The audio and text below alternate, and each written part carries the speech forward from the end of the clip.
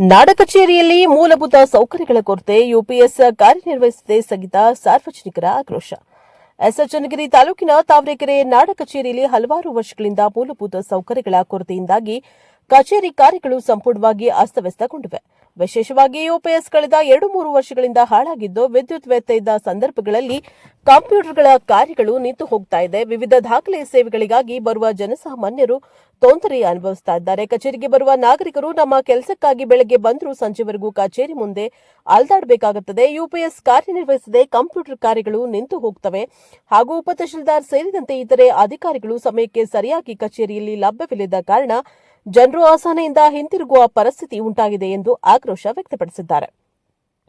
ಸಾರ್ವಜನಿಕರು ಹೇಳುವಂತೆ ದಾಖಲೆ ನಕಲು, ಪ್ರಮಾಣ ಪತ್ರ ಹಾಗೂ ಇತರೆ ಆಡಳಿತ ಸಂಬಂಧಿ ಕೆಲಸಗಳು ವಿಳಂಬವಾಗುತ್ತಿವೆ. ಜನಸೇವೆಗೆ ತೆರೆದಿರುವ ಕಚೇರಿಯ ಜನರಿಗೆ ಮುಚ್ಚಿದಂತಾಗಿದೆ ಎಂಬ ಟೀಕೆ ಸ್ಥಳೀಯರ ಮಧ್ಯೆ ಕೇಳಿಬರ್ತಾ ಇದೆ. ತಾವರೆಕೆರೆ ನಾಡ ಕಚೇರಿಯ ಅವ್ಯವಸ್ಥೆ ಬಗ್ಗೆ ಸ್ಥಳೀಯ ಶಾಸಕರು ಮತ್ತು ತಾಲೂಕು ದಂಡಾಧಿಕಾರಿಗಳು ಇತ್ತ ಗಮನ ಹರಿಸಬೇಕು. ಇಂತಹ ಪರಿಸ್ಥಿತಿಯಲ್ಲಿ ಆಡಳಿತ ಯಂತ್ರವು ಶೀಘ್ರ ಕ್ರಮ ಕೈಗೊಂಡು ನಾಡ ಕಚೇರಿಗೆ ಅಗತ್ಯ ಮೂಲಭೂತ ಸೌಕರ್ಯ ಹಾಗೂ ತಾಂತ್ರಿಕ ವ್ಯವಸ್ಥೆಯನ್ನ ಕಲ್ಪಿಸಬೇಕೆಂದು ಅವರು ತಾಲೂಕಾ ಆಡಳಿತಾಧಿಕಾರಿಗಳಿಗೆ ಮಾಧ್ಯಮದ ಮೂಲಕ ಮನವಿ ಮಾಡಿದ್ದಾರೆ. ನ್ಯೂಸ್ ಬ್ಯೂರೋ ದೇವರಾಜ್ ಕೆನೆಲ್ಲೆ ಹಂಕ್ಲು, ಪ್ರಶಾಪವ ಟಿವಿ, ಚನ್ನಗಿರಿ. ನಾಡ ಕಚೇರಿಯಲ್ಲಿ ಯುಪಿಎಸ್ ಇಲ್ಲ, ಭಾಳ ಜನಗಳಿಗೆ ತೊಂದರೆ ಆಗಿದೆ. ಶಾಲೆ ಹುಡುಗರಿಗಾಗಲಿ, ನಮಗಾಗಲಿ, ಆಮೇಲೆ ರೈತರಿಗಾಗಲಿ. ಆಮೇಲೆ MLA ಸಾಹೇಬ್ರಿಗೆ ಗಮನಕ್ಕೆ ಹೋಗಿಲ್ಲ, ನಮ್ಮ ಕ್ಷೇತ್ರದ MLA ಗಮನಕ್ಕೆ ಹೋಗಿಲ್ಲ. ಆಮೇಲೆ ಇವಾಗ ಯಾರ್ಯಾರು ನಮ್ಮ ತಹಸೀಲ್ದಾರ್ ಸಾಹೇಬ್ರಿಗೆ ಹೇಳಿದರೆ ಹೊಸ ಬಿಲ್ಡಿಂಗ್ ಆಗಲಿ ಅಂತಾರೆ. ಅದನ್ನು ಗುದ್ಲಿ ಪೂಜೆ ಶೀಘ್ರದಲ್ಲಿ ಆಗುತ್ತೋ ಇಲ್ಲ ಗೊತ್ತಿಲ್ಲ.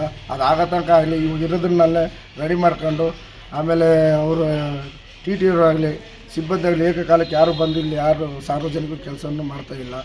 ಅದಕ್ಕೆ ಸಾಹೇಬರು ಗಮನಕ್ಕೆ ಹೋಗಿತ್ತೋ ಗೊತ್ತಿಲ್ಲ, ಯಾರೋ ನಮ್ಮ ತಹಸೀಲ್ದಾರ್ ಸಾಹೇಬ್ರಿಗೂ ಅಥವಾ ನಮ್ಮ MLA ಕ್ಷೇತ್ರದ MLAರಿಗೂ ಹೋಗಿತ್ತು, ಗಮನಕ್ಕೆ ಹೋಗಿತ್ತೋ ಇಲ್ಲ ಗೊತ್ತಿಲ್ಲ.